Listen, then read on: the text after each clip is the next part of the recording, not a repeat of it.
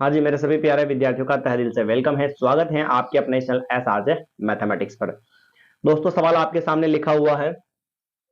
एक ठोस एक अर्धगोले पर खड़े शंकु के आकार का है। एक ठोस जो है ना, एक ठोस आकृति जो दे रखी है वो एक अर्धगोले अर्धगोले पर खड़े शंकु के आकार का है। जैसे ये अर्धगोला है,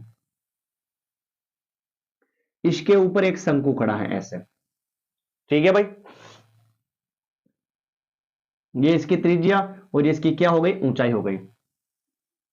आगे दे रखा है जिनकी त्रिज्या 1 सेंटीमीटर है, यानी कि इसकी जो त्रिज्या है ना वो कितनी है, 1 सेंटीमीटर। आर की जो वैल्यू है वो 1 सेंटीमीटर है। फिर आगे कह रखा है तथा शंकु की ऊंचाई उसकी त्रिज्या के बराबर है। शंकु की जो ऊंचाई है ना दोस्तों, ये शंकु की जो ऊंचाई है वो इसकी त्रिज्या के बराबर है, तो ये भी कितनी हो जाएगी दोस्तों, 1 सेंटीमीटर होगी या नहीं होगी, हो जाएगी। चलिए, तो इस ठोस का जो आयतन है पाई के पदों में व्यक्त कीजिए, यानी कि पाई के पदों में ज्ञात करना है। तो हम लिख लेते हैं यहां पर आर बराबर तो हो जाएगा 1 सेंटीमीटर, और एच बराबर भी क्या हो जाएगा, 1 सेंटीमीटर। कोई दिक्कत नहीं है। ठोस आकृति का आयतन बराबर, ठोस आकृति का आयतन बराबर, अब क्या आएगा, शंकु का आयतन प्लस अर्धगोले का आयतन।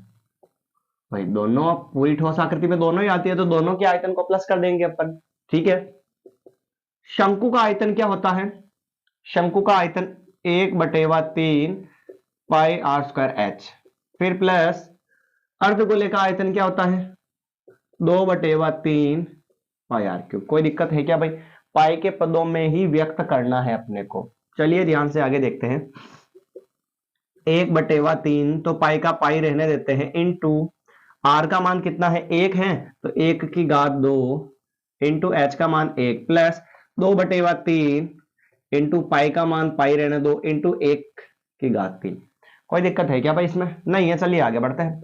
1 इंटू 1 तो ये ओनली पाई बचेगा और बटे में कितना आ जाएगा, 3 आ जाएगा। फिर प्लस इधर भी 2/3 क्या बचेगा, पाई। क्योंकि एक का कोई मतलब नहीं है ना दोस्तों, गुणा के अंदर एक का कोई मतलब है।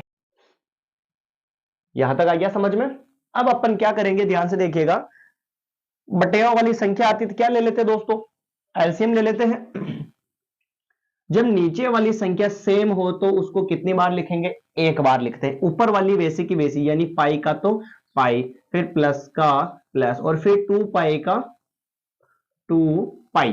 तो यहां पर वन कुछ नहीं है तो वन मान लोगे। 1 पाई और 2 पाई कितने हो गए दोस्तों, 3 पाई, और नीचे कितना आएगा 3। 3 से 3 कट चुका है दोस्तों, तो यहां पर आंसर कितना आ चुका है, पाई आ चुका है। और सवाल ने भी यह कहा कि पाई के पदों में व्यक्त कीजिए, तो पाई में आ गया आंसर, कोई दिक्कत वाली बात नहीं है। चलिए एक बार इसको वापस समझ लेते हैं अपन।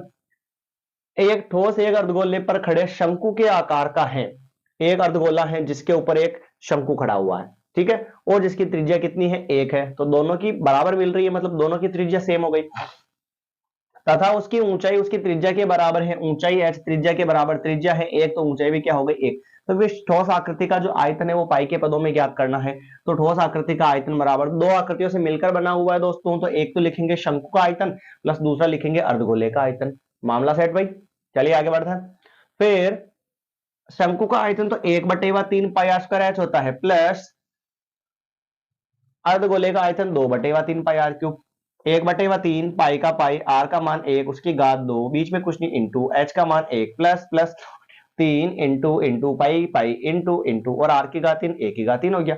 सॉल्व करने के बाद ये बचा, तो इसका एलसीएम लेने की जरूरत नहीं है क्योंकि नीचे वाली संख्या सेम होती है। एक बार लिखो, ऊपर वाली वैसी की वैसी लिख दो। 1 पाई 2 पाई 3 पाई, 3 से 3 कट गया, तो आंसर कितना आ चुका है दोस्तों, पाई यहां पर जो है आंसर आ चुका है। और जो कि सवाल ने कहा कि पाई के पदों में व्यक्त कीजिए, तो पाई के पदों में अपन ने इसके आंसर निकाल लिए हैं। तो दोस्तों ये भी एक खासम खास इंपॉर्टेंट सवाल है, तो आज की क्लास के लिए एक सवाल ही काफी है। फिर मिलते हैं अगली क्लास में। और हाँ दोस्तों, वैसे क्योंकि अब एक सवाल ही, ज्यादा घबराने वाली बात नहीं है कि जैसे जैसे एग्जाम आ रहे हैं वैसे वैसे आपने एक सवाल ही डाला, तो क्योंकि लगभग अपनी 40 से भी ज्यादा क्लासेस यहाँ पर हो चुकी हैं, और प्रत्येक क्लास के अंदर 3 या 4 और किसी क्लास में 1 या 2 सवाल होते, बाकी सब में 3-4 सवाल है। तो उन सभी क्लासेस के अंदर काफी इंपॉर्टेंट जो सवाल थे वो सब मैंने करवा दिए हैं। लगभग लगभग 1-2 सवाल कहीं पर छूट गए होंगे, वो भी मैंने जो बुक के अंदर जो आपको निशान लगाकर जो क्लासेस डाली थी ना, बुक के अंदर मैंने बताया था कि ये प्रश्न तो आपको पढ़ने ही है। तो अगर वो प्रश्न भी आप अच्छे से पढ़ लोगे इंपॉर्टेंट, तो आपके जो है बेड़े एकदम पार हो जाएंगे। 80 में से 60-70 के बीच जो मिल जाएंगे प्रश्न। ठीक है दोस्तों, तो अगर चैनल पर नए हैं तो चैनल को सब्सक्राइब कर देवे, क्लास अच्छी लगती है तो शेयर कर देवे, और मिलते हैं नई क्लास में नए वीडियो के साथ। तब तक के लिए धन्यवाद। और हाँ दोस्तों, अगर आपके कांटेक्ट में कोई 9th क्लास का स्टूडेंट भी है तो उनके लिए भी यहाँ पर क्लासेस डाली जा रही हैं, तो उनको भी ये जो है इस चैनल का लिंक है, ये है अपनी जो क्लास है 9th की 10th की जो भी, उसको शेयर कर देवे। और मिलते हैं, धन्यवाद।